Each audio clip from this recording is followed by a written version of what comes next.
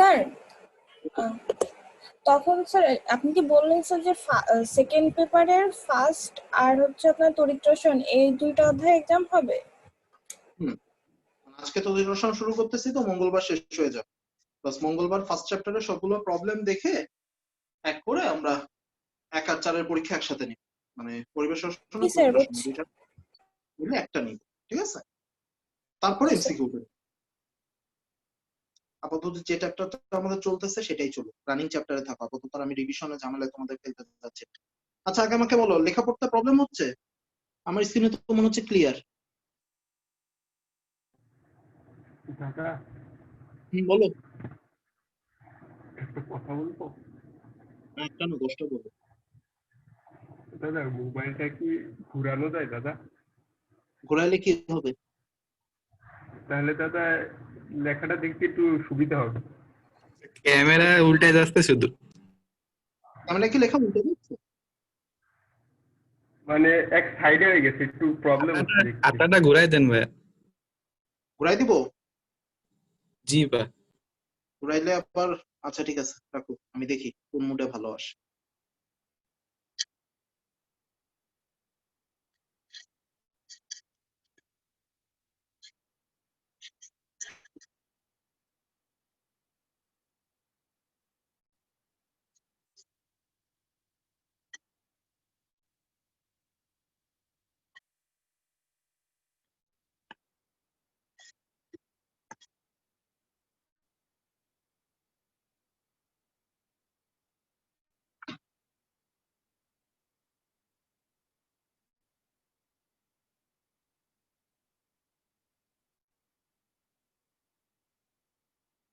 এবার ঠিক আছে? জি দাদা। Thank you. শুরু করি, আজকে বেশি টাইম নেই, আমার একটু পরে ট্রেন আছে। তো ট্রেন ধরার জন্য হলো একটু তাড়াতাড়ি করতে হবে আজকে, হ্যাঁ? আচ্ছা, তোমাদের বইয়ে যতগুলা চ্যাপ্টার আছে আমার মতে সবচেয়ে ইজি চ্যাপ্টার হচ্ছে এইটা, ইলেকট্রোকেমিস্ট্রি। প্রবলেমটা হচ্ছে তোমাদের কিছু কিছু মিসকনসেপশন থাকে আর বইতে একটু পেঁচায় পোচায় লেখা, বিশেষ করে এই পার্টটা না। এই চ্যাপ্টার তো জানোই দুইটা পার্ট, একটা হচ্ছে তড়িৎ বিশ্লেষণ আর একটা হচ্ছে তড়িৎ রাসায়নিক কোষ। তড়িৎ বিশ্লেষণ কোষে তড়িৎ শক্তি রাসায়নিক শক্তিতে রূপান্তরিত হবে, আর আরেকটা যে পার্ট আছে তড়িৎ রাসায়নিক কোষ, ওইখানে উল্টা, শক্তি তড়িৎ শক্তিতে রূপান্তরিত হবে। এই দুইটা অ্যাটলিস্ট আর কিছু জানো বা না জানো, এই দুটা মুখস্থ থাকার কথা। তো আজকে হচ্ছে আমরা তড়িৎ বিশ্লেষণ পার্টটা শেষ করব, পরশুদিন হচ্ছে তড়িৎ রাসায়নিক কোষ পড়বো, ঠিক আছে? তো শুরু করা যাক। ফার্স্টে আসে তড়িৎ বিশ্লেষণ। তড়িৎ বিশ্লেষণে আমরা যেটা দেখতে পাচ্ছি সেটা হচ্ছে তড়িৎ বিশ্লেষণের জন্য, তার আগে এটা তো অ্যাটলিস্ট সবাই জানো যে তড়িৎ বিশ্লেষণ মানে তুমি কারেন্ট ফ্লো করবা, রাসায়নিক শক্তিতে কারেন্টে রূপান্তরিত হবে, সোজা বাংলায় কিছু বিক্রিয়া হবে, এই তো এতটুকু আশা করি তোমরা সবাই জানো। এখন আসো, তড়িৎ বিশ্লেষণে আমাদের কি হয় সেটা নিয়ে আমাদের এখন দেখতে হবে। দ্যাট মিনস আমাদের তড়িৎ বিশ্লেষণ কৌশল। তো তড়িৎ বিশ্লেষণ কৌশল বোঝার জন্য আমাদের সব থেকে জরুরি যে জিনিসটা, সেই জিনিসটা হচ্ছে তড়িৎ বিশ্লেষণ, ঠিক আছে? তোমাদের টোটাল সেটআপটা কি এখানে দেখো, আমরা একটা কন্টেইনার নিব, এটা সচরাচর একটা কাঁচ পাত্র হয়, তার মধ্যে একটা অ্যানোড থাকবে একটা ক্যাথোড থাকবে।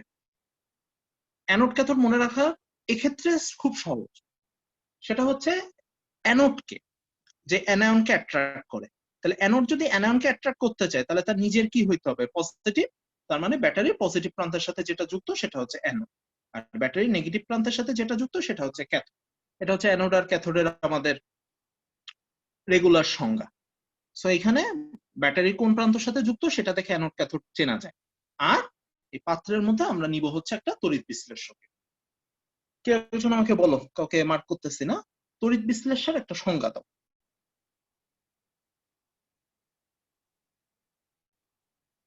যে সকল পদার্থ বিগলিত বা দ্রবীভূত অবস্থায় বিদ্যুৎ পরিবহন করতে পারে তাদেরকে তড়িৎ বিশ্লেষক বলা হয়। বাকি অর্ধেক লাগবে, একটা পার্ট হয়েছে আর একটা পার্ট বাদ গেছে। আচ্ছা আমি কোশ্চেনটা একটু অন্যভাবে করি, একটা ধাতু আর তড়িৎ বিশ্লেষ্য এদের মধ্যে ডিফারেন্সটা বল। মেইন ডিফারেন্স গুলো বললেই হবে, কোনো এক্সট্রা ডিফারেন্স বলতে হবে না। তো হচ্ছে মুক্ত ইলেকট্রনের মাধ্যমে হচ্ছে তড়িৎ প্রবাহ করে থাকে, আর তড়িৎ বিশ্লেষণ হচ্ছে আয়ন আকারে তড়িৎ প্রবাহ করে থাকে। তাহলে একটু ওয়েট করো, আমি একটু এটা শেষ করে নিই।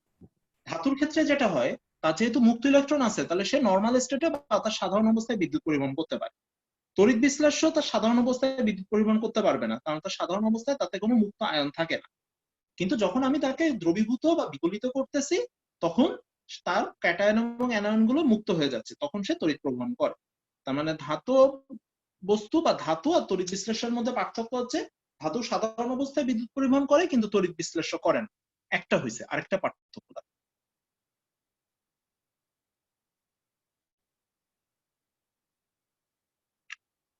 কেউ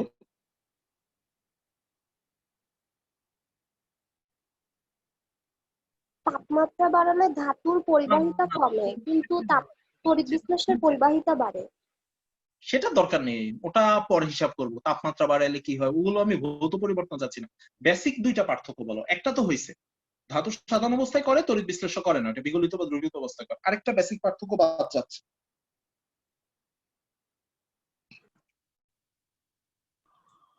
ধাতুর ক্ষেত্রে ভৌত পরিবর্তন হয় না, কিন্তু তড়িৎ বিশ্লেষণের ক্ষেত্রে রাসায়নিক পরিবর্তন হয়। ওইটাই, ধাতুর মধ্যে দিয়ে যখন কারেন্ট যায় তখন কোনো বিক্রিয়া ঘটে বা কোনো রাসায়নিক পরিবর্তন হয়? স্বাভাবিকভাবে হয় না। কিন্তু তড়িৎ বিশ্লেষণের ভিতর দিয়ে তড়িৎ প্রবাহ গেলে ওইখানে বিক্রিয়া ঘটে, মানে রাসায়নিক পরিবর্তন হয়। তাহলে এই দুইটাকে মার্চ করে তোমার তড়িৎ বিশ্লেষণের সংজ্ঞা দিতে হবে। আমি একবার বলি, তোমরা জাস্ট মিলাই নাও, লিখতে হবে, আশা করি মানে মনে থাকলেই হবে। তড়িৎ বিশ্লেষ্য কারা? যে সকল পদার্থ সাধারণ অবস্থায় বিদ্যুৎ পরিবহন করে কিন্তু বিগলিত বা দ্রবীভূত অবস্থায় বিদ্যুৎ পরিবহন করে এবং বিদ্যুৎ পরিবহনের সময় তাদের মধ্যে রাসায়নিক পরিবর্তন ঘটে, তাকে তড়িৎ বিশ্লেষ্য বলে। দেখো দুইটা পার্ট, একটা পার্ট হচ্ছে সাধারণ অবস্থায় বিদ্যুৎ পরিবহন করবে না কিন্তু বিগলিত বা দ্রবীভূত অবস্থায় করবে, আর সেকেন্ডটা হচ্ছে যখন বিদ্যুৎ পরিবহন হবে তখন ওদের মধ্যে রাসায়নিক পরিবর্তন হবে। দুইটা মেনশন করতে হবে, বুঝছো? এই দুইটা মিলে হচ্ছে আমার তড়িৎ বিশ্লেষ্য সংজ্ঞা। এর ইংলিশটাও একটু মনে রাখো, ইলেকট্রোলাইট। আর এই যে তড়িৎ বিশ্লেষণ কোর্স যেটা, এটাকে ইংলিশে বলে ইলেকট্রোলাইটিক সেল। ইলেকট্রোলাইটিক সেল আর তড়িৎ বিশ্লেষ্যকে আমরা ইংলিশে বলি হচ্ছে ইলেকট্রোলাইট। ওকে, তাহলে তড়িৎ বিশ্লেষ্য সংজ্ঞা গেল। তাহলে তড়িৎ বিশ্লেষণ কোর্সে আমরা প্রত্যেক কোর্সে একটা করে তড়িৎ বিশ্লেষ্য নিব।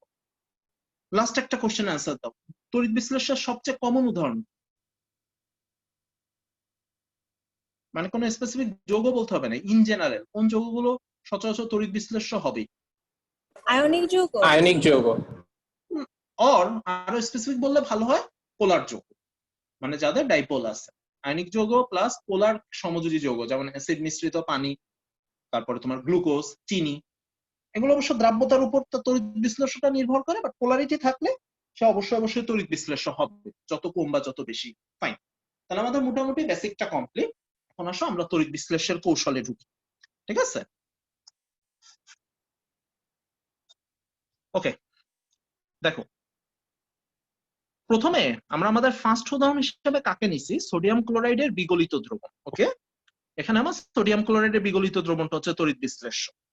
সোডিয়াম ক্লোরাইডের বিগলিত দ্রবণ মানে কি? দেখো, সোডিয়াম ক্লোরাইড দুই ভাবে তড়িৎ বিশ্লেষ্য হইতে পারে। এক, তার জলীয় দ্রবণ নিবা, অর্থাৎ তাকে পানিতে দ্রবীভূত করলে সোডিয়াম আয়ন আর ক্লোরাইড মুক্ত হয়ে যাবে, তখন হচ্ছে আমরা Na+ আর Cl- এর নিচে লিখতাম অ্যাকুয়াস, AQ।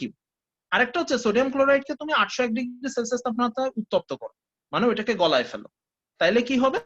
তাইলে সোডিয়াম আয়ন ক্লোরাইড তাদের লিকুইড অবস্থা প্রাপ্ত হবে, এটাকে আমরা বলতেছি বিগলিত দ্রবণ। জলীয় দ্রবণ আর বিগলিত দ্রবণ সেম জিনিস, বলতে গেলে কোনো ডিফারেন্স নেই, খালি জলীয় দ্রবণ হলে ওইখানে কিছু পানি থাকে, মানে কিছু হাইড্রোজেন আয়ন আর কিছু হাইড্রক্সিল আয়ন বিমুক্ত হয়। এখন মেইন কথা হচ্ছে তড়িৎ বিশ্লেষণ কি করতে হয় আমার চেয়ে তোমরা ভালো জানো, অ্যাটলিস্ট তোমাদের জানার কথা। কি হবে? খুব সিম্পল ব্যাপার, তোমাদের ক্যাথোডে এবং অ্যানোডে কি কি বিক্রিয়া হচ্ছে এই বিক্রিয়া দুইটা তোমাদের বের করতে হবে, এছাড়া তড়িৎ বিশ্লেষণে তোমাদের আর কোনো কাজ নেই। তাহলে এখানে দেখো, সোডিয়াম ক্লোরাইডের বিগলনের ফলে আমার ক্যাটায়ন আসছে Na+ আর অ্যানায়ন আসছে Cl-। তাহলে ক্যাথোডে ক্যাটায়ন Na+ যাবে, Na তে পরিণত হবে, অ্যানোডে অ্যানায়ন মানে Cl- যাবে, Cl2 তে পরিণত হবে। যেহেতু Cl2 দ্বিপরমাণু, এখানে আমার একটা 2 ইলেকট্রন আসতেছে, তাই তো? এখন সব থেকে ভাইটাল যে জিনিসটা, যেটার উপর সব থেকে বেশি গুরুত্ব দিবা, এই যে দেখো আমরা ক্যাথোড অ্যানোডকে পজিটিভ বলতেছি, ক্যাথোডকে নেগেটিভ বলতেছি, এইটা শুধু তড়িৎ বিশ্লেষণের জন্য ঠিক আছে। এরপর যদি তুমি তড়িৎ রাসায়নিক কোষে যাও তাহলে কিন্তু অ্যানোড আর পজিটিভ থাকবে না, তাহলে অ্যানোড নেগেটিভ হয়ে যাবে, ক্যাথোড পজিটিভ হয়ে যাবে। So anode cathode find out করার জন্য আমাদের এমন একটা ওয়ে লাগবে যে ওয়েটা আমরা সব ক্ষেত্রে অ্যাপ্লাই করতে পারবো। অ্যানোড ক্যাথোড ফাইন্ড আউট করার জন্য মাথায় রেখো, তোমাদের সব থেকে বেস্ট ওয়ে হচ্ছে এই যে একটা জিনিস দেখো, ক্যাথোডে কি হচ্ছে, সোডিয়াম প্লাস ইলেকট্রন গ্রহণ করে সোডিয়াম ধাতুতে পরিণত হচ্ছে। ইলেকট্রন গ্রহণ মানে বিজারণ, এতটুকু তো সবার মাথায় আছে। অ্যানোডে কি হচ্ছে, ক্লোরাইড আয়ন ইলেকট্রন ত্যাগ করে ক্লোরিন গ্যাসে পরিণত হচ্ছে। ইলেকট্রন ত্যাগ মানে জারণ, আশা করি এতটুকু সবার মনে আছে। তাইলে এইটুকু যেন সবার মাথায় থাকে। ভালো মতো দেখাচ্ছি। অ্যানোডে ক্যাথোডে বিজারণ, ওকে, আর অ্যানোডে জারণ। এইটা হচ্ছে মনে রাখবা, ক্যাথোড আর অ্যানোড মনে রাখার সবচেয়ে বেস্ট ওয়ে। অর্থাৎ পৃথিবীর যত ক্যাথোড আছে সব ক্যাথোডে বিজারণ হবে, পৃথিবীর যত অ্যানোড আছে সব অ্যানোডে জারণ হবে। ওকে, এখানে আমরা এমনিও এই কোশ্চেনটা একটা শর্ট কোশ্চেন হিসেবে পড়ি, ওইটাও অনেক ইম্পর্টেন্ট, যে দেখাও যে তড়িৎ বিশ্লেষণ একটা জারণ বিজারণ প্রক্রিয়া। এটা 2 মার্কে বেশ কয়েকবার আসছে, আমার সাজেশনের মধ্যেও দেখো এটা ইম্পর্টেন্ট হিসেবে দেওয়া আছে। কিন্তু কথা হচ্ছে তোমার এর থেকেও বেশি যেটা ইম্পর্টেন্ট সেটা হচ্ছে এই জিনিসটা একেবারে মাথার মধ্যে গেঁথে নাও। এটা আমাদের নেক্সট ক্লাসে কিন্তু খুব ভাইটালি লাগবে, অর্থাৎ যখন আমরা তড়িৎ রাসায়নিক কোষ পড়ব, যে ক্যাথোডে আমার অল টাইম বিজারণ, ঠিক আছে, ক্যাথোড ফাইন্ড আউট করার সবচেয়ে বেস্ট হয়ে হচ্ছে যেখানে বিজারণ হচ্ছে ওইটাই ক্যাথোড। একই রকম ভাবে অ্যানোড ফাইন্ড আউট করার সবচেয়ে বেস্ট হয়ে হচ্ছে যেখানে জারণ হচ্ছে ওইটা অ্যানোড। আশা করি মনে থাকবে। তাহলে আমাদের একটা কৌশল গেল, অর্থাৎ কে ক্যাথোড কে অ্যানোড এটা আমরা ফাইন্ড আউট করতে পারলাম। আর ক্যাথোড অ্যানোডে কি বিক্রিয়া হবে, যে কোনো তড়িৎ বিশ্লেষণের ক্ষেত্রে কাজই ক্যাথোড ক্যাটায়ন আর অ্যানোন ফাইন্ড আউট করো, ক্যাথোড আর অ্যানোডে কি বিক্রিয়া হবে লেখ। তোমরা মোটামুটি 9-10 থেকে পড়ে আসতেছো, তো আশা করি এটার কনসেপ্ট নিয়ে খুব একটা তোমাদের প্রবলেম হবে না। তাহলে আসো পরের পার্টে যাই।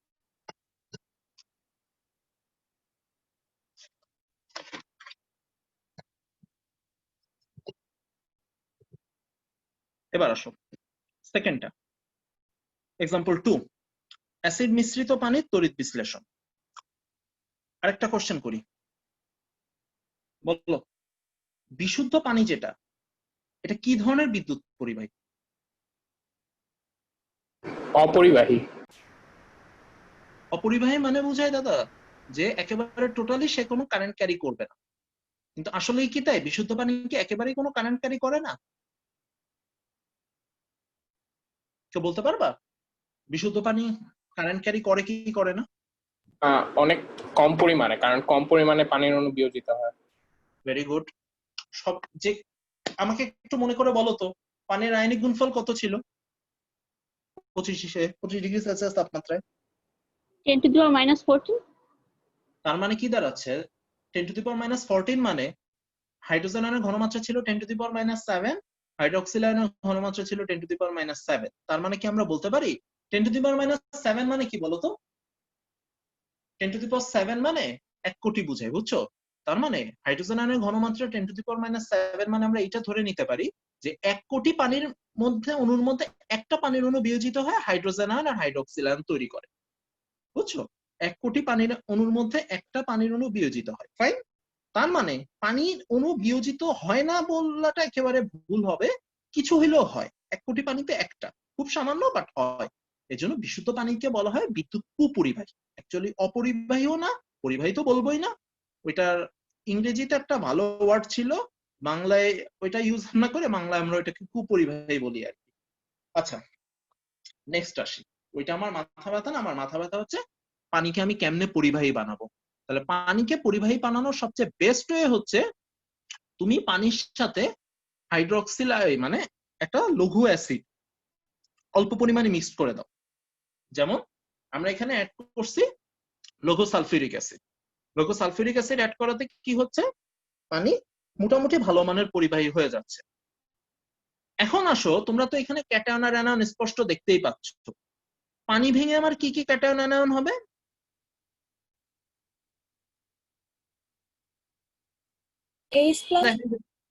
H প্লাস আর OH মাইনাস, তাই তো? সালফিউরিক অ্যাসিড ভেঙে আমার ক্যাটায়ন কি আসতেছে? H plus anion SO2 fine. তাইলে এখানে দেখো আমরা ক্যাটায়ন পাচ্ছি একটা, অনলি H প্লাস।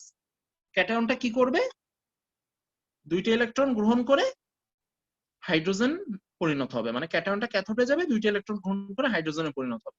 খেয়াল রাখো ক্যাথোডে আমার অলওয়েজ বিজারণ ঘটবে, এই জিনিসটা একটু কষ্ট করে মাথায় গেঁথে নাও যে ক্যাথোডে বিজারণ অ্যানোডে জারণ, এটা তোমাদের পরে অনেক কাজে, মাথায় রেখো। এখন আসো অ্যানোডে, দেখো দুইটা আয়ন আছে, একটা হাইড্রোক্সিল আয়ন, একটা সালফেট আয়ন, একটা হাইড্রোক্সিল আয়ন, একটা সালফেট আয়ন।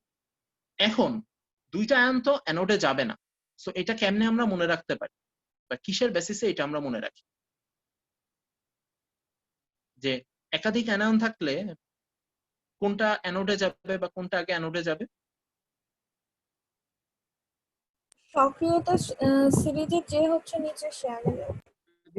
নিচে ঠিক না, ওটা হচ্ছে ধাতুর সক্রিয়তা সিরিজ যদি করো তাহলে যে কম সক্রিয় তার আয়ন বেশি সক্রিয় হবে, অ্যাকচুয়ালি নিচে উপরে না। ব্যাপারটা হচ্ছে যে বেশি সক্রিয় আলটিমেট সেই যাচ্ছে। সক্রিয়তা তুমি কিভাবে মনে রাখতেছো বা কিভাবে দেওয়া আছে সেটার উপর ফ্যাক্টর। আপাতত আমরা অ্যানায়ন গুলোর সাইজ করি। দেখো এটা খুব কাজের একটা জিনিস। আমি খুব ছোট্ট করে অ্যানায়নের সক্রিয়তা সিরিজটা লিখছি, এটা জাস্ট একটু মাথায় রাখবা, তোমাদের পুরো কাজ চলে যাবে। আমাদের সবচেয়ে ব্যবহৃত যে অ্যানায়ন গুলো আছে তার মধ্যে সবচেয়ে বেশি সক্রিয় হচ্ছে OH মাইনাস। এটা বিজারণ বিভবের মান বেশি। বিজারণ বিভব তো তোমাদের আইডিয়া আছেই, হালকা হইলেও আছে, ওইটা আমরা পরের ক্লাসে দেখবো। আপাতত আমি শুধু সক্রিয়তা বলি। সবচেয়ে বেশি সক্রিয় অ্যানায়নের মধ্যে সবার আগে হচ্ছে OH মাইনাস। এক্স দিয়ে তো জানোই, কোথাও এক্স দেখলে বাই ডিফল্ট ওটাকে হ্যালোজেন বুঝবা, তাহলে প্রথমে OH মাইনাস, তারপরে হচ্ছে হ্যালাইড। বলতে পারো হ্যালাইডের মধ্যে ক্লোরাইড, ব্রোমাইড, আয়োডাইড কে কোথায় যাবে? ক্লোরাইড, ব্রোমাইড, আয়োডাইডের সক্রিয়তা আমরা পর্যায় সারণী থেকেই পড়ি, ওইটা আলাদা করে এখানে স্যার আমি রাখি না, জিনিসটা ছোট থাকে। আর সচরাচর একই সাথে ক্লোরাইড আর ব্রোমাইড থাকে না, বুঝতে পারছো? সো ওইটা নিয়ে আমাদের খুব একটা প্যারায় পড়তে হবে না। তাহলে OH মাইনাস, দেন হ্যালাইড, এরপরে সক্রিয়তা সিরিজে চলে আসবে দুনিয়ার যত যৌগমূলক আছে তারা, বুঝছো? যেমন সালফেট, নাইট্রেট, কার্বনেট। সো ওদের নিয়ে আমার না মাথা ঘামাইলেও চলে। আমার সক্রিয়তা সিরিজে প্রথমে OH মাইনাস, তারপর হ্যালাইড, তারপর দুনিয়ার সব যৌগমূলক, মানে যৌগমূলকরা জীবনেও অ্যানোডে যাবে। তাহলে ফাইনাল ডিসিশন কি দাঁড়ালো দেখো, যখন আমরা অ্যাসিড মিশ্রিত পানির তড়িৎ বিশ্লেষণ করতেছি তখন আমার ক্যাথোডে উৎপন্ন হচ্ছে হাইড্রোজেন, অ্যানোডে উৎপন্ন হচ্ছে অক্সিজেন। আর OH মাইনাস অ্যানোডে যে অক্সিজেন উৎপন্ন, এই বিক্রিয়াটা একটু মনে রাখবে। তোমাদের বইতে এই বিক্রিয়াটা অনেক বইতে অনেক ভাবে লেখে, একটু পেঁচায় যায়, এই এক লাইনে এটা একটু মুখস্থ রাখবে। এটা ভেঙে ভেঙে দেখাইতে পারতাম, এটা আমাদের 9-10 এর বইতে ভেঙে দেখানো ছিল। তোমাদের বইপত্রগুলোতে, তোমাদের যে 9 এর বই, তড়িৎ বিশ্লেষণ একে তো ছোট করে দিয়েছে, 1 পৃষ্ঠা 1.5 পৃষ্ঠার মধ্যে ছেড়ে দিছিল, বিক্রিয়া তো বাড়ির ধারে। তো আপাতত তোমাদের অত ভেঙে দেখানোর আমি আর ঝামেলায় যাচ্ছি না, জাস্ট বিক্রিয়াটা আমি যেভাবে লিখছি ওইভাবে একটু মনে রাখি। কারণ OH মাইনাসের বিক্রিয়াটা এক এক বইতে এক এক ভাবে লেখে, ওতে কনফিউশন ক্রিয়েট হয়, তার চেয়ে আমি যেভাবে লিখছি এটা মনে রাখলেই চলবে। ঠিক আছে? তাহলে এই গেল আমাদের অ্যাসিড মিশ্রিত পানির তড়িৎ বিশ্লেষণ। আজকে স্ক্রিন তো অনেকক্ষণ রাখতেছি, স্যার আমি বারবার স্ক্রিনশটের কথা বলতেছি না। আর আজকে তো বললামই শুরুতে, যদি পসিবল হয় লেকচার তুলো বা না তুলো, অ্যাটলিস্ট বিক্রিয়াগুলো তুলো। তাতে একদিক দিয়ে লাভ হচ্ছে, বিক্রিয়াগুলো একবার লেখা হয়ে যাচ্ছে। আগে লেখা থাকলে রিভিশন হয়ে যাবে, আগে লেখা না থাকলে অ্যাটলিস্ট বিক্রিয়া একবার লেখা হয়ে গেলে পরের বার পড়তে বা মনে রাখতে তোমাদের অত আর পেইন লাগবে না। ঠিক আছে? ওকে, তাহলে পরের লেকচারে।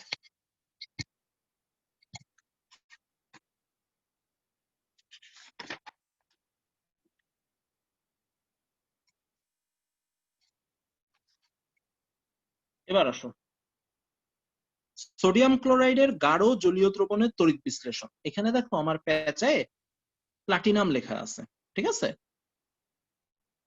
ফার্স্ট আমাকে বলো, কারো মনে আছে বা কেউ জানো সোডিয়াম ক্লোরাইডের গাঢ় জলীয় দ্রবণের একটা স্পেশাল নাম আছে, ওটাকে একটা ওয়ার্ড দিয়ে বলা হয়, ওই ওয়ার্ডটার নাম জানো? ব্রাইন। এটাকে আমরা বলতেছি ব্রাইন। এই নামটা একটু মনে রাখি। ব্রাইনের সংজ্ঞা হচ্ছে সোডিয়াম ক্লোরাইডের গাঢ় সম্পৃক্ত জলীয় দ্রবণ। এখানে একটা সম্পৃক্ত ওয়ার্ড আসে, ওটা মনে থাকলে ভালো, না মনে থাকলেও প্রবলেম নেই। তাহলে মাথায় রেখো, এবার কিন্তু আমাদের সোডিয়াম ক্লোরাইডের জলীয় দ্রবণ, ঠিক আছে? তার মানে এখানে আমার সোডিয়াম ক্লোরাইড ভেঙে যেমন সোডিয়াম আয়ন এবং ক্লোরাইড আয়ন আসবে, ঠিক সেরকম পানি ভেঙেও তোমার হাইড্রোজেন আয়ন এবং হাইড্রোক্সিল আয়ন আসবে। মানে এখানে আমার ক্যাটায়নও জোড়ায়, অ্যানায়নও জোড়ায়। ঠিক আছে? ফার্স্ট আমাকে বলো, আগে ক্যাটায়ন নিয়ে আসি, ক্যাথোডে কে যাবে, সোডিয়াম আয়ন না হাইড্রোজেন? হাইড্রোজেন। সক্রিয়তা সিরিজটা কারো মনে আছে?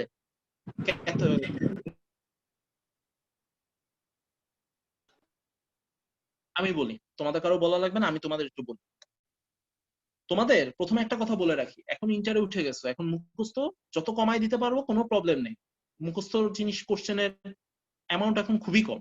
সো কারো যদি সক্রিয়তা সিরিজ মুখস্থ না থাকে, কষ্ট করে করার কোনো দরকার, কারণ আমাদের এখানে সিকোয়েন্স গুলো এমন বুঝছো, একটার সাথে ডিফারেন্স এত বেশি, যে তোমাদের মনে রাখতে তেমন প্রবলেম হবে না। যেমন মনে করো সক্রিয়তা সিরিজ কি ছিল, প্রথমে তীব্র সক্রিয় ধাতু, সচরাচর তারা গ্রুপ 1 এবং গ্রুপ 2 এর হয়, lithium, potassium, sodium, calcium, magnesium, aluminium, এই কয়টাকে আমরা বলি হচ্ছে তীব্র সক্রিয়। তারপর মধ্যম সক্রিয় ধাতু, জিঙ্ক, আয়রন, লেড, এরপরে হাইড্রোজেন, হাইড্রোজেনের নিচে নিম্ন সক্রিয় ধাতুগুলো যেমন কপার, সিলভার, গোল্ড, এই হচ্ছে আমাদের সক্রিয়তা সিরিজ। এখন যে ধাতু যত বেশি সক্রিয়, আবার শোনো, যে ধাতু যত বেশি সক্রিয় তার আয়ন তত বেশি নিষ্ক্রিয়, এটা তো তোমরা মনে হয় জানো। অথবা এইভাবে চিন্তা করতে পারো, ধাতু সক্রিয় মানে কি, সে খুব দ্রুত একটা ইলেকট্রন ত্যাগ করে আয়নে পরিণত হইতে চায়। তো যে আয়নে পরিণত হয়েছে তার কি ঠেকা পড়ছে আবার, মানে যে সে একটা স্টেবল স্টেটে চলে আসছে, তার কি ঠেকা পড়ছে সে আবার আগের স্টেটে ব্যাক করবে, তাই না? সো ধাতুর সহজ ভাষায়, ধাতু যত বেশি সক্রিয় তার আয়ন তত বেশি নিষ্ক্রিয়, অথবা যে ধাতু যত কম সক্রিয় তার আয়ন তত বেশি সক্রিয়। সেই হিসাবে আমার নিয়ম অনুসারে আমার ক্যাথোডে যাবে হাইড্রোজেন আয়ন। ওকে, তাহলে আমার ক্যাথোডে কি উৎপন্ন হচ্ছে এই ধাক্কায়?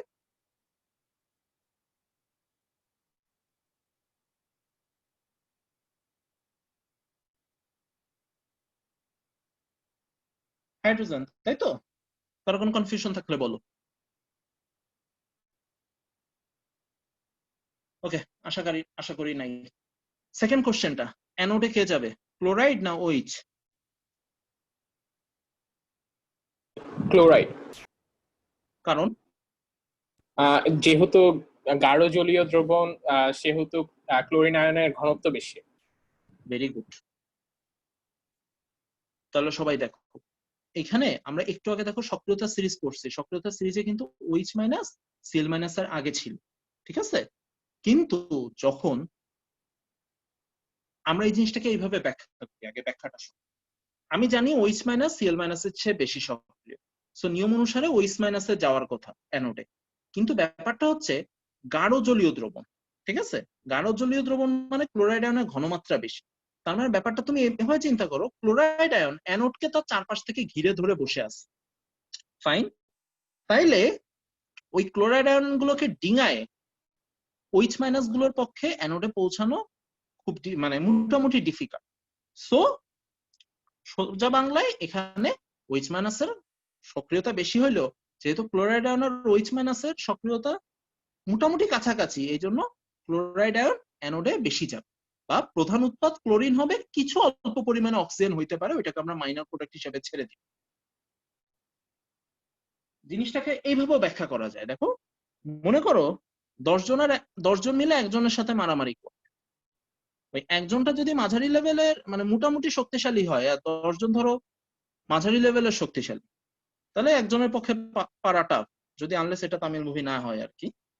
তো সেই হিসাবে বলতেছে তোমার ক্লোরাইড আয়নের সক্রিয়তা OH মাইনাস এর ঠিক পরেই, দেখো আমরা একটু আগে যে সক্রিয়তা সিরিজ দেখলাম OH মাইনাস আর Cl মাইনাস পাশাপাশি ছিল। সো এই কারণে আমার অ্যানোডে ক্লোরিনের যাওয়ার সম্ভাবনা বেশি। কেউ একটা কোশ্চেন আনসার দিতে পারো? Na প্লাস এর ঘনমাত্রা তো H প্লাস এর ঘনমাত্রার চেয়ে অনেক অনেক বেশি, যেহেতু গাঢ় জলীয় দ্রবণ, তাহলে তো শুধু Cl মাইনাস এর ঘনমাত্রা বেশি হবে এমন তো না, Na প্লাস এর ঘনমাত্রাও বেশি হবে। তাইলে তোমার H প্লাস ইসে গেল না কেন, ক্যাথোডে গেল না কেন? Na প্লাসই কেন আমরা ক্যাথোডে সরি উল্টা, Na প্লাস ক্যাথোডে গেল না কেন, আমরা H প্লাস কেই কেন ক্যাথোডে পাঠাইলাম? দাদা এদের সক্রিয়তার মধ্যে ব্যাপক ডিফারেন্স। ভেরি গুড, এটা আমি বলতে চাচ্ছিলাম। Cl মাইনাস আর OH মাইনাস এর সক্রিয়তা খুব কাছাকাছি পরপর, সো Cl মাইনাস সংখ্যায় বেশি হওয়ার কারণে যাইতে পারছে।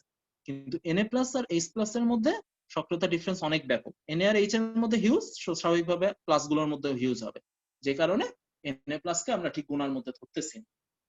ফাইন, একটা গেল। এবার আসো আমাদের লাস্ট যেটা, এটা খুব ভাইটাল, তোমাদের পরীক্ষায় ঘুরায় ফিরে শুধু এটাই আসে। সোডিয়াম আর হাইড্রোজেনের মধ্যে মানে হাইড্রোজেন আয়নটা যাবে, ওইটা একটু আরেকবার বলবেন? ওই যে সক্রিয়তা সিরিজ, প্রথমে তীব্র সক্রিয় ধাতু দেখো গ্রুপ 1 মানে লিথিয়াম, তারপরে পটাশিয়াম, তারপরে ক্যালসিয়াম, তারপর সোডিয়াম, এরপরে কমপক্ষে 30টা ধাতু পার হয়ে তারপর হাইড্রোজেন। তাহলে যে ধাতু যত বেশি সক্রিয় তার আয়ন তত বেশি নিষ্ক্রিয়। তাহলে হাইড্রোজেন আয়ন আর Na প্লাস এর মধ্যে স্বাভাবিকভাবে H প্লাস এর সক্রিয়তা অনেক অনেক বেশি হবে, এটাই আমি বলতেছি। আর আলটিমেট তুমি এখানে আমি যে কয়টা বিক্রিয়া লেখাচ্ছি সেই কয়টা বিক্রিয়া একটু মনে রাখো। তাহলে এক্সাম্পল 3 জন্য বিক্রিয়া কিন্তু আমার আগের পেজে লেখা ছিল, বুঝছো? মানে তাহলে ক্যাথোডে তৈরি হবে হাইড্রোজেন, অ্যানোডে তৈরি হবে ক্লোরিন। দুইটার বিক্রিয়া আমি আগের পেজে করছি, সো এই কারণে এখানে আমি বিক্রিয়া লিখি নাই। আশা করি এক বিক্রিয়া দ্বিতীয়বার লিখতে হবে। প্লাটিনাম না নিলে কি হবে? আরেকবার বলো। প্লাটিনাম তড়িৎদ্বার না নিলে কি হবে? প্লাটিনাম তড়িৎদ্বার না নিলে কি হবে সেটা ফ্যাক্টর না, অ্যাকচুয়ালি আমরা তড়িৎদ্বার হিসাবে যে ধাতুগুলো ব্যবহার করি তার মধ্যে সবচেয়ে বেশি ইউজ হয় প্লাটিনাম। মানে প্লাটিনাম তড়িৎদ্বারটা হচ্ছে নরমাল তড়িৎদ্বার। প্লাটিনাম আমি কেন লিখছি এটার অ্যান্সার বোঝার জন্য এই কোশ্চেনটা দেখ। মানে প্লাটিনাম হচ্ছে নরমাল তড়িৎদ্বার, স্পেশাল কেস হচ্ছে এইটা মার্কারি তড়িৎদ্বার। মার্কারি তড়িৎদ্বার নেওয়া এটা হচ্ছে তোমার স্পেশাল কেস। এইটা নিলে কি হবে এটা হচ্ছে আমাদের মেইন কোশ্চেন। শোনো, কিছু কিছু ধাতুর প্রতি কিছু ধাতুর স্পেশাল অ্যাট্রাকশন, মানে কিছু কিছু ইলেকট্রোডের প্রতি কিছু কিছু ধাতুর স্পেশাল অ্যাট্রাকশন থাকে, যেমন এই মার্কারি আর এই সোডিয়াম। তুমি যদি মার্কারি তড়িৎদ্বার নাও, একই দেখো আমি তড়িৎ বিশ্লেষণে একই নিচ্ছি, সোডিয়াম ক্লোরাইডের গাঢ় জলীয় দ্রব। তুমি যদি মার্কারি তড়িৎদ্বার নাও তাইলে তোমার আর কিছু নিয়ে চিন্তা করার দরকার নেই, সক্রিয়তার ক্রম যা খুশি তাই হোক, ক্যাথোডে তোমার সোডিয়ামই আসবে। অর্থাৎ সোডিয়াম আয়ন এসে একটা ইলেকট্রন গ্রহণ করে সে সোডিয়াম ধাতুতে পরিণত হবে। তারপর সোডিয়াম আর মার্কারি, মানে সোডিয়াম তো ক্যাথোডে চলে আসলো, এরপর সোডিয়াম আর মার্কারি মিলে এরা একটা সংকট তৈরি করবে NaHG। এটাকে আমরা কি পড়ি মনে আছে? জৈব জগতে হরহামেশা বলো সোডিয়াম অ্যামালগাম। অ্যামালগাম। এই সোডিয়াম অ্যামালগামকে, এটা কিন্তু হাইফেন, হ্যাঁ নিচে ভালো বোঝা যাচ্ছে, একটু আমার লেখাটা লেগে গেছে।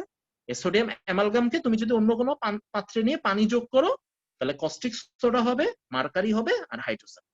একই সাথে দেখো এটা আমার এক ঢিলে দুই পাখি মারা হচ্ছে। এটা টয়লেট ক্লিনার প্রস্তুতি, এটা আমাদের কর্মমুখী রসায়নের একটা মোস্ট ইম্পর্টেন্ট কোশ্চেন হিসাবেও ছিল।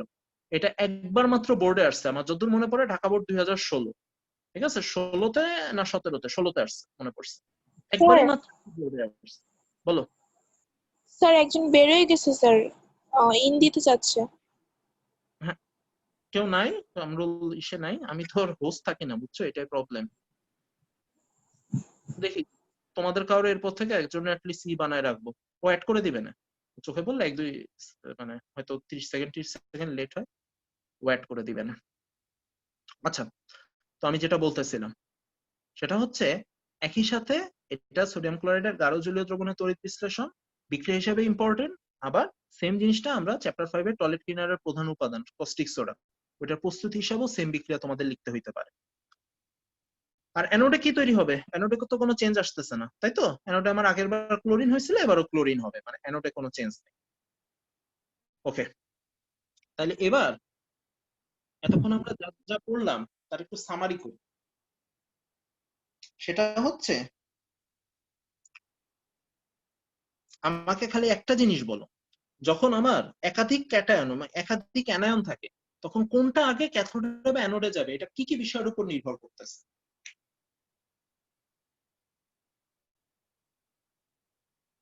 কোশ্চেনটা বুঝছো? সক্রিয়তা, তড়িৎদ্বার আর হচ্ছে ঘনত্ব। ঘনমাত্রা, ঘনত্ব না বলে ঘনমাত্রা বল। ঘনত্ব আর ঘনমাত্রা একই জিনিস, তারপর ঘনমাত্রা ওয়ার্ডটা আমাদের জন্য সুইটেবল। Very good. তাহলে দেখো যখন আমার দুইটা ক্যাটায়ন হয়ে যাবে বা দুইটা অ্যানায়ন হয়ে যাবে তখন আমাদের কোনটা অ্যানোডে যাবে সেটার জন্য আমাদের তিনটা জিনিস মাথায় রাখতে হবে। প্রথমে হচ্ছে সক্রিয়তা। কিন্তু যদি এমন হয় যে স্পেশাল কোনো ধাতু এবং স্পেশাল কোনো তড়িৎদ্বার থাকে, এর উদাহরণই একটাই, বুঝছো? সোডিয়াম আর মার্কারি, শুধু সোডিয়াম আর মার্কারি ক্ষেত্রে এই ব্যতিক্রমটা হয়েছিল। তাহলে তখন হচ্ছে তোমাকে মাথায় রাখতে হবে সেক্ষেত্রে সক্রিয়তা সিরিজ ম্যাটার করবে না, সোডিয়ামই ক্যাথোডে যাবে। আর ফাইনালি হচ্ছে যদি দুইটা সক্রিয়তা কাছাকাছি হয় কিন্তু কোনোটার ঘনমাত্রা অনেক বেশি হয়, তাহলে ঘনমাত্রার কারণে ওইটা একটু কম সক্রিয় হলেও ওইটাই অ্যানোডে বা ক্যাথোডে যাবে। তাহলে ওভারঅল আমাদের তিনটার উপরে ডিপেন্ড করতেছে। এক, তড়িৎদ্বারের প্রকৃতি, দুই, ঘনমাত্রা, আর তিন হচ্ছে সক্রিয়তা সিরিজ। অ্যাকচুয়ালি একে সক্রিয়তা সিরিজ, তারপর তড়িৎদ্বারের প্রকৃতি, দেন ঘনমাত্রা। এই তিনটের উপরে আমাদের ওভারঅল সবকিছু ডিপেন্ড করে। তাহলে এই কয়টা বিক্রিয়া বুঝছো, তোমাদের এর বাইরে কোনো বিক্রিয়া পড়ার দরকার নেই। এর বাইরে বিক্রিয়া দিলে এর অনুরূপই দিবে।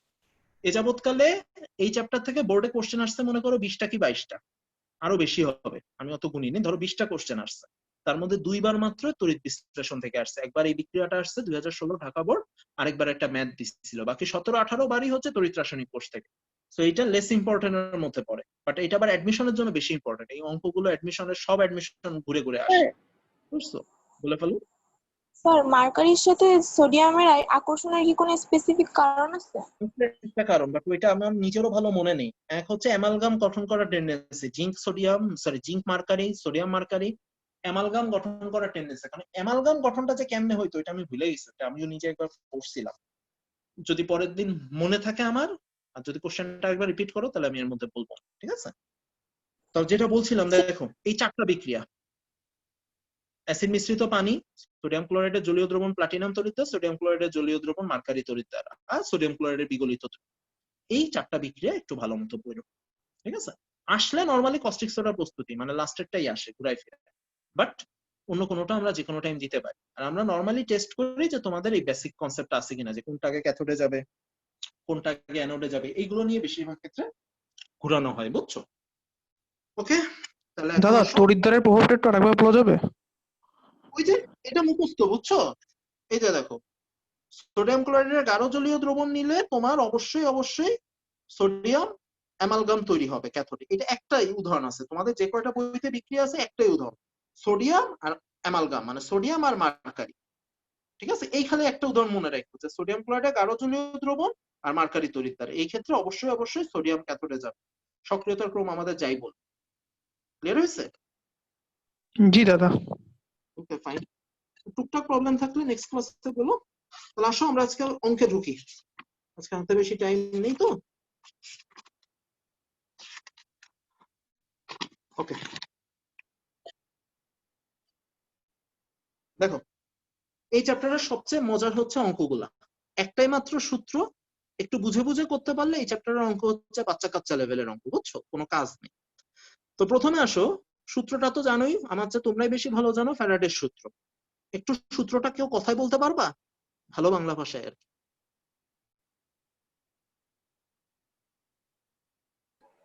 কোন তড়িৎদ্বারে সঞ্চিত ধাতুর ভর ধাতুর ভর কার সমানুপাতিক?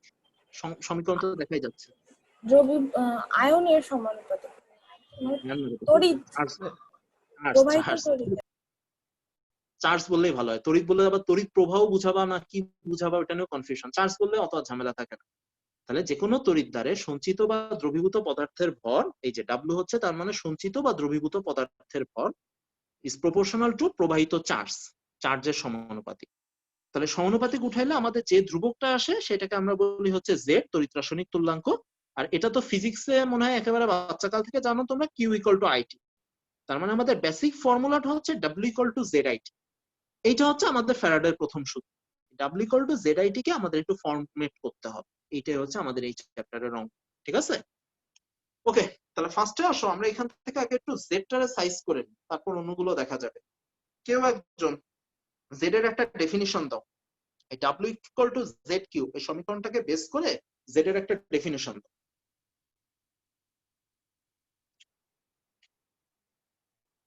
তাড়াতাড়ি। একক তড়িৎ চার্জ বিশ্লেষ্য পরিবাহের পদার্থের মধ্য কারণে দিয়ে যতটুকু সঞ্চিত হয় আর কি। ফাইন, তার মানে আমি যদি 1 কুলম্ব চার্জ প্রবাহিত করি বা একক চার্জ প্রবাহের ফলে যে কোনো তড়িৎদ্বারে সঞ্চিত পদার্থের ভরই হচ্ছে ওই পদার্থের তড়িৎ রাসায়নিক তুল্যাঙ্ক। মানে কিউ এর মান 1 হলে আমার যে পরিমাণ ডাব্লু জমা হচ্ছে, ঠিক তো? যেটা সংজ্ঞা নিয়ে কারো কোনো কনফিউশন? কিউ ইকুয়াল টু 1 হলে ডাব্লিউ ইকুয়াল টু জেড। যদি কনফিউশন না থাকে তাহলে দেখো জেড এর আমরা এখন একটা সূত্র বানাবো। সূত্রটা কেমনে বানাচ্ছি এটা একটু ভালো মতো বোঝো, এটা বোঝাটা বেশি জরুরি, এটা করার থেকে বোঝা বেশি জরুরি। মনে করো আমরা একটা ধাতু নিলাম, ধাতুটা হচ্ছে এম, তার যোজনী হচ্ছে এন প্লাস। তার একটা এক্সাম্পল দেখো আমরা উপরে লিখছি। ধরো ধাতুটা যদি অ্যালুমিনিয়াম হতো তাহলে অ্যালুমিনিয়াম 3 প্লাস 3টে ইলেকট্রন গ্রহণ করে অ্যালুমিনিয়াম ধাতুতে পরিণত হয়, বুঝতে পারছো? সো আমাদের আজকের ধাতুটা হচ্ছে এম, তার যোজনী হচ্ছে এন প্লাস। এটা তাহলে কেমনে বিক্রিয়া করবে? এর যোজনী এন, তার মানে সে এনটা ইলেকট্রন গ্রহণ করে এম ধাতুতে পরিণত হবে, ঠিক আছে? নেক্সট, এম এর নিচে আমি যে এম লিখছি ওই এমটা আবার ই মনে করো না, ওইটা পারমাণবিক ভর বোঝাচ্ছে। ধাতু মেটাল এম দিয়ে বোঝায়, পারমাণবিক ভরও এম দিয়ে বোঝায়, মানে দুইটা মিলে গেছে, কিছু করার নেই। আর আমাকে একটা জিনিস বলো, 1 মোল ইলেকট্রনের চার্জ কত? 1.60 × 10⁻⁻19 কুলম্ব। জানতে চাই 1 ফ্যারাডে মানে কত কুলম্ব? 96,500। এখানে দেখো n মোল ইলেকট্রন প্রবাহিত হয়েছে, তাহলে n মোল ইলেকট্রনের চার্জ কত হবে? n ফ্যারাডে, তাই তো? বা n × 96,500 কুলম্ব। তাহলে এই বিক্রিয়াটা থেকে দেখো তো আমি নিচের লাইনটা লিখতে পারি কিনা, n ফ্যারাডে কুলম্ব চার্জ প্রবাহে আমার m গ্রাম ধাতু জমা হচ্ছে। তাহলে 1 কুলম্ব চার্জ প্রবাহে আমার কত গ্রাম ধাতু জমা হইতো? m/nf। একটু আগে আমরা কি পড়ছি, m/nf 1 কুলম্বের জন্য যা জমা হয় সেটাই z।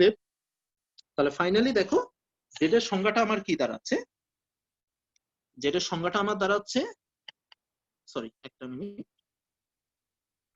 z এর সংজ্ঞাটা আমার দাঁড়াচ্ছে, m মানে কি? পারমাণবিক ভর। f মানে আণবিক ভর। না, এমটা পারমাণবিক ভর, বুঝছো? কারণ আমার ক্যাথোডে বা অ্যানোডে সচরাচর ধাতুই জমা হবে। দুই একটা স্পেশাল কেসে যৌগ জমা হইতে পারে, বাট কখনো হয় না। ধরে নাও এটা একটা মৌলই জমা হয়, কারণ এতক্ষণ যত বিক্রিয়া দেখছো আমাদের কি জমা হয়েছে?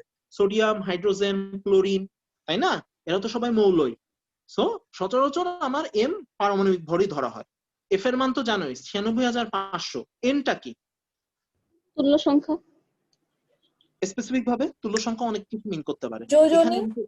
যোজনী আরো স্পেসিফিক ভাবে বলতে পারি, বা যে আরো কয়টি ইলেকট্রন কত গ্রহণ মোল করে। ইলেকট্রন গ্রহণ করে।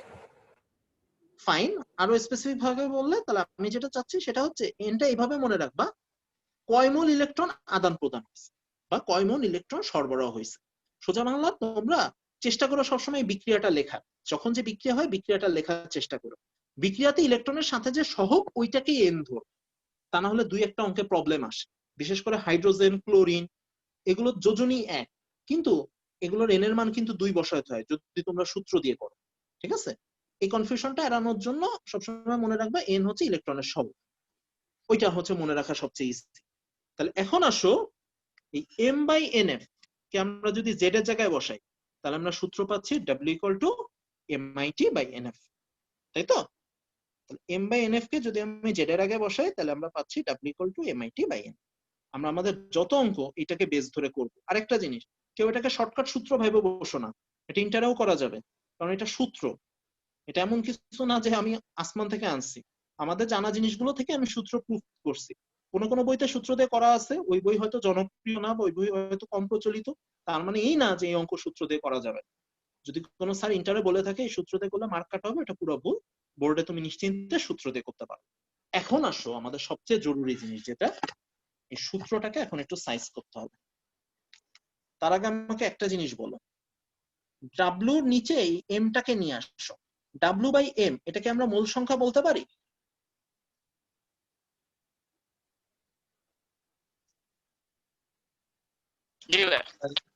ফাইন, তাহলে এবার সূত্রটা ভালো মতো দেখো। দাঁড়াও একটু ক্যামেরাটা পজিশন করে নিই।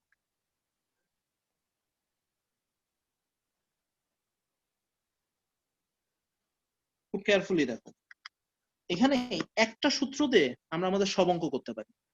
সেটা হচ্ছে যখন আমাদের কোনো কিছুর একটা জিনিস দেখো, আগের লাইনটা থেকে আমরা কি লিখতে পারি? দেখো w/m = it/nf, ঠিক আছে? এখন w/m হচ্ছে আমার মোল সংখ্যা। তাহলে এখন চিন্তা করো আমরা আর কেমনে কেমনে মোল সংখ্যা বাইর করতে পারি। w/m যেমন আমার মোল সংখ্যা, এটা আমরা লিখছি হচ্ছে VSTP, মানে STP তে কোনো গ্যাসের আয়তন। এটাকে আমরা 22.4 দিয়ে ভাগ দিলে মোল সংখ্যা পাবো না? কি মনে হয়? STP তে কোনো গ্যাসের আয়তনকে 22.4 দিলে ভাগ দিলে মোল সংখ্যা পাওয়া যাবে না? জি দাদা। এরপরে আসো n/na, কোন পরমাণুর সংখ্যাকে আমরা যদি অ্যাভোগাড্রো সংখ্যাতে ভাগ দিই তাহলে মোল সংখ্যা পাওয়া যাবে। আবার এটা তো আমরা সেই বাচ্চাকাল থেকে পড়ে আসতেছি, এস মানে কিন্তু আমি মোলারিটি বুঝাই, হ্যাঁ? তাহলে এই ভি হচ্ছে লিটারে, এই ভিটা মনে রাখো লিটার। তাহলে লিটারের আয়তনকে আমরা যদি মোলারিটিতে গুণ দিই তাহলে মোল সংখ্যা পাবো। আর আমাদের এখানে সবচেয়ে কমন ফর্মুলা হচ্ছে ইনি, IT/nf, I কারেন্ট, T সময়, N ইলেকট্রনের মোল সংখ্যা, F হচ্ছে 9650। সো এখানে তোমার যত অঙ্ক আছে সূত্র একটাই। সূত্রটা কি? যদি তোমাকে বলে ভর বের করো, তুমি লিখবা w/m = it/nf। যদি তোমাকে বলে এসটিপি তে আয়তন বের করো, তাহলে তুমি সূত্র লিখবা VSTP by 22.4 equal to IT by N, মানে আইটি বাই এন সবার সাথে থাকবে। পরমাণু বের করতে বললে এন বাই এন, ঘনমাত্রা বের করতে বললে ভি ইন্টু এস। সূত্র ক্লিয়ার সবার কাছে? স্যার অনুসংখ্যার ক্ষেত্রে কি এন বাই এন এ ওটা দিয়ে করা যাবে না? হ্যাঁ, অনুসংখ্যার ক্ষেত্রে যদি ওইটা মৌলিক অণু জমা হয়, কারণ শুধুমাত্র ক্লোরিন হাইড্রোজেন অধাতুর বেলায় অণু জমা হবে, আদারওয়াইজ সব ক্ষেত্রে পরমাণুই জমা হচ্ছে। এই জন্য আমি ইন জেনারেল পরমাণু লিখছি। যদি এন পরমাণু না হয় অণু হয়, অণু তো অ্যাভোগাড্রো সংখ্যা তো অণু পরমাণু সবার জন্য, তাই না? যদি মৌলিক অণু হয় 1 মোলে অণু থাকবে, যদি মৌলিক পরমাণু হয় 1 মোলে পরমাণু থাকবে। সো আমি ইন জেনারেল পরমাণু লিখছি, বাট এটা অণুর ক্ষেত্রে হলে এটা অণুর ক্ষেত্রে হবে। তোমরা আমাকে জাস্ট বলো সূত্রটা নিয়ে কোনো কনফিউশন আছে কিনা, কারণ আমাদের এরপরে যত অঙ্ক আছে সব এই সূত্রটা দিয়ে করতে হবে। একটাই সূত্র, কখন কোনটা ইউজ করবা। ভরের জন্য ডাব্লিউ, আয়তনের জন্য ভি, পরমাণুর জন্য এন, ঘনমাত্রার জন্য এস। সূত্র ক্লিয়ার?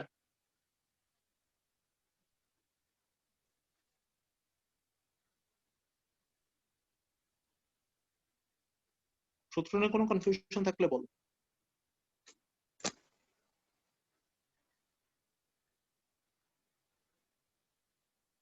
ওকে, ধরে নিচ্ছি নাই। যদি না থাকে তাহলে একটু ওয়েট করো, আমি গ্রুপে তোমাদের পুরান হাজারি চ্যাপ্টার 11 স্ক্রিনশটটা দিচ্ছি, ওইটার 7 নাম্বার ম্যাথটা করবা একটু এখন, ঠিক আছে? আজকে এই একটাই কাজ, ওই ম্যাথটা মিলাইলে আজকে অন্য কোনো ম্যাথে সচরাচর তোমাদের কোনো ঝামেলা হবে না। একটু গ্রুপে যাও, সবাই গ্রুপে যে স্ক্রিনশটটা দেখো, আর বই হাতের কাছে থাকলে পুরান হাজারি অধ্যায় 11, পুরান হাজারি অধ্যায় 11টা খোলো, অথবা স্ক্রিনশটটা দেখলেই হবে।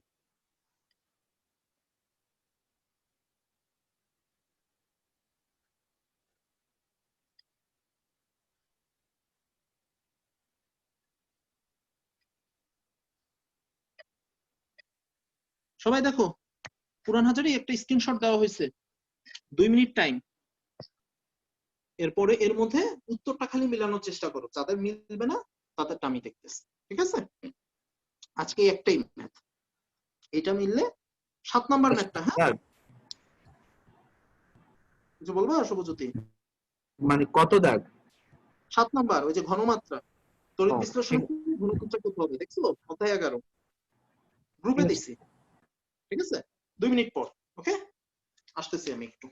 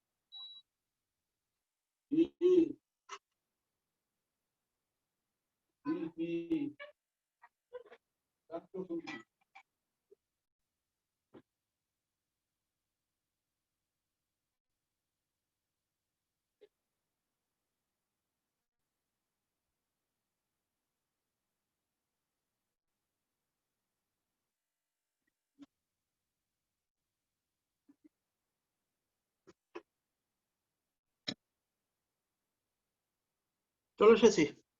বলো উত্তর নিয়ে কারো কোনো কনফিউশন?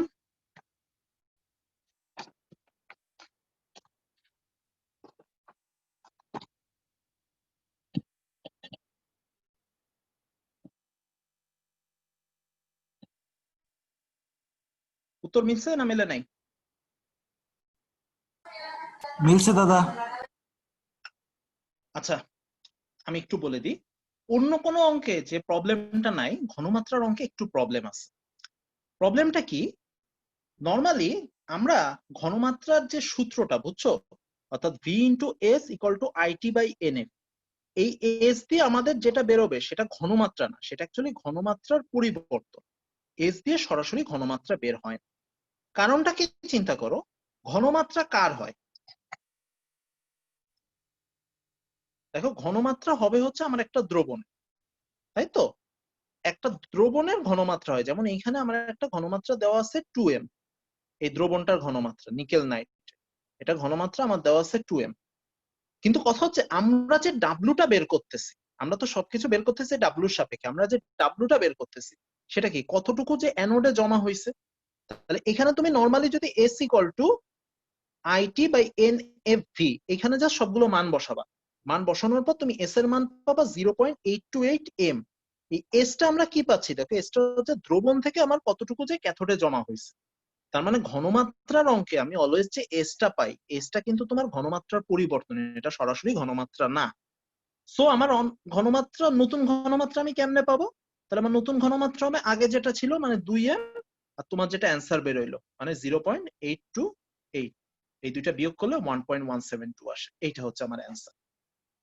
বাকিগুলো তোমার সরাসরি চলে আসবে, শুধু ঘনমাত্রাটা তোমার হচ্ছে, যদি কোশ্চেনটা খেয়াল করবা, যদি ওরা বলে ঘনমাত্রার পরিবর্তন, সরাসরি এসটাই অ্যান্সার।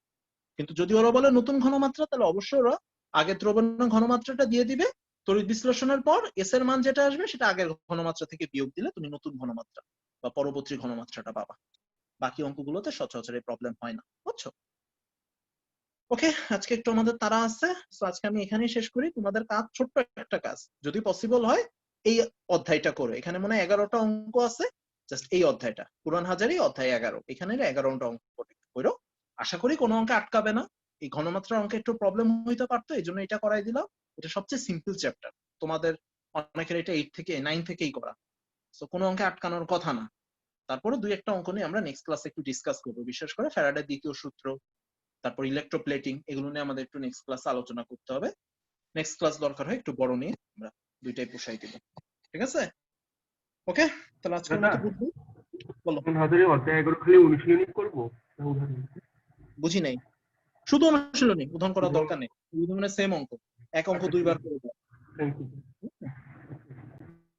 ওকে, তাহলে আজকের মতো আমি লিভ নি। হ্যাঁ, তাহলে পরশুদিন আবার 8টায় দেখা হবে। ওই দিন বাকি সব প্রবলেম যা আছে ওইগুলো নিয়ে ওই দিন ডিসকাস করবো। ওকে, তাহলে ভালো থেকো।